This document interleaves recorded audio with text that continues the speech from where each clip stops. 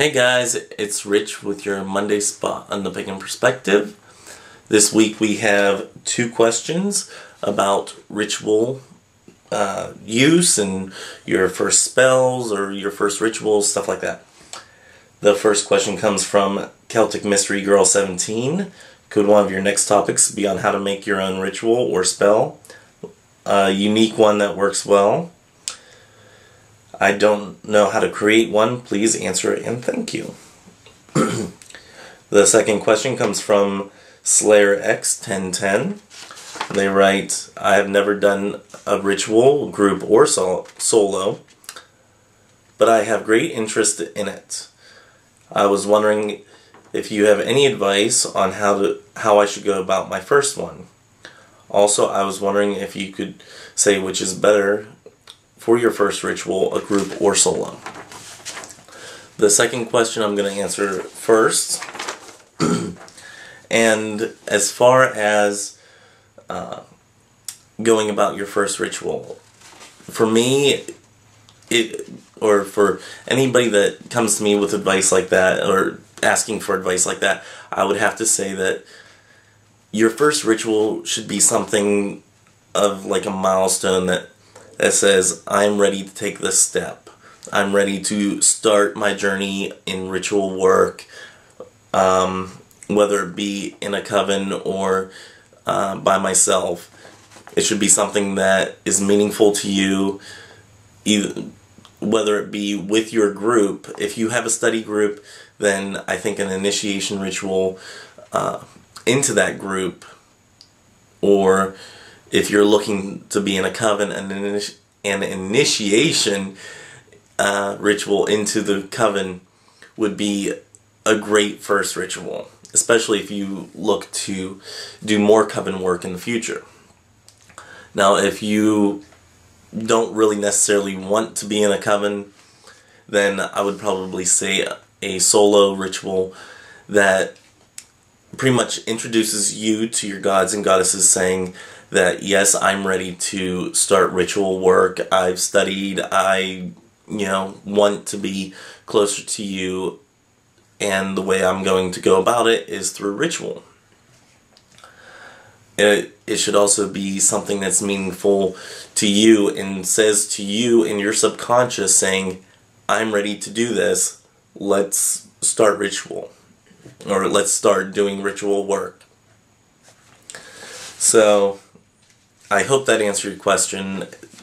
As far as ritual, it should always be meaningful to you. You should never just go through the motions of, oh, I guess it's a full moon, let me go up and do a full moon ritual, or it's a new moon, let's go do a new moon ritual, it's Samhain, let's do, a Samhain ritual. It should be something meaningful to you and have a personal aspect to you. Now, with the first question, how to make a ritual or spell, and one that works uniquely for you, or works well for you. The best way to start writing your own ritual or spell is, at least for me, and I can only vouch for me, I can't vouch for others, is whenever I want to start a ritual, I just about always, almost always, I think there might have been one ritual where I didn't cast circle, then call the quarters, call the ancestors, call my god, and there has been one ritual so far, I believe. I think it's only been one, that I also called on Pan to come into the ritual as well. And after that, it's, either sit in meditation and meditate with my crystal ball, actually my selenite ball, which is, it's very close and personal to me.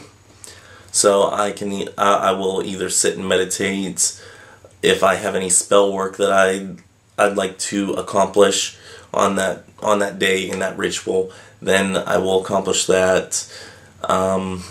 And then having an offering of like the traditional cakes and ale, whether it be, some fruit juice and crackers or something of that effect, then I will have that if I believe it's necessary. Sometimes you don't always have those things, or you can't always, or you don't always remember to grab, oh, I meant to grab cakes and ale and I didn't grab anything, all I have is water and nothing to eat. Or my cupboards are bare, I have absolutely nothing in them. Something like that. If you absolutely don't have anything, then you can always say, something like, I thank you for being here, I apologize for not having an offering for you, or you can find something else that might be meaningful to your ancestors or your gods or your goddesses, the fae, the dragons, whoever you work with, etc., etc. So an offering of some sort, can just be about anything. But I do try to give an offering, if at all possible. What else? And then usually after the offering, maybe I'll sit in silence a little bit more, a little bit of meditation. It depends on what I'm feeling, what feels right, and then I'll thank everybody for being there, close, or thank the quarters, and then close circle, or open circle rather. So I'll take up the circle, and then that'll be the ritual. But as far as creating a ritual that's right for you, it all depends on what you feel is right. Maybe you don't feel casting a circle is needed in a ritual. That's fine. Maybe, you're not as, what can I say? Or how can I say this? Maybe you're not as ceremonial in your calling of the quarters. Something like that. Maybe you don't have a patron god or goddess that you would like to call, or maybe you want to light a candle and then welcome any of them. So, it depends on what feels right for you. I really strongly suggest reading about creating your own rituals. But like one of our hosts said last week is try everything. Try different rituals that are written down. See what works for you. See what doesn't. Write it down. And if it works, use it. It's basically the beg, borrow, and steal concept. Beg people for information, borrow what other people put out on the internet or what they put in books, and steal it for yourself. Use it as your own. And then you can always reword something if the wording doesn't jive with you.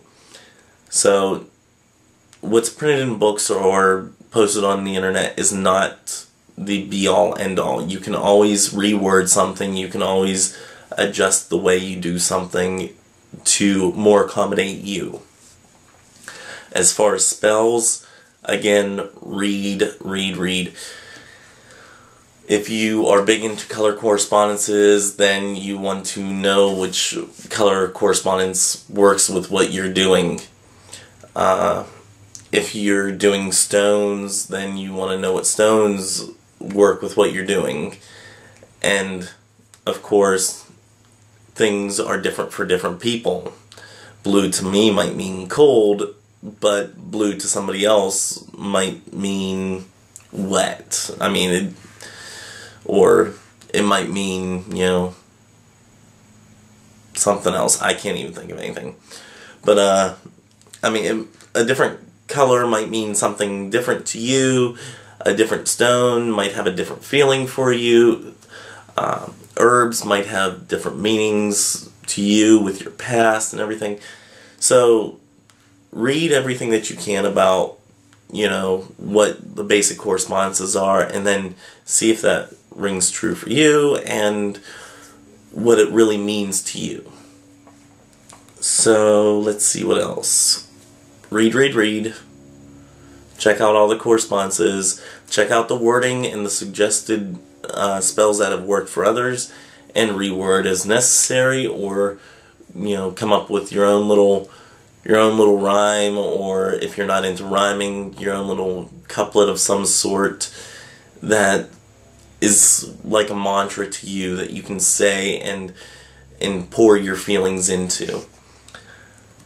So I think that's about it. I think I rambled on long enough. I hope I answered all your questions. Yeah, I think that's it. Okay.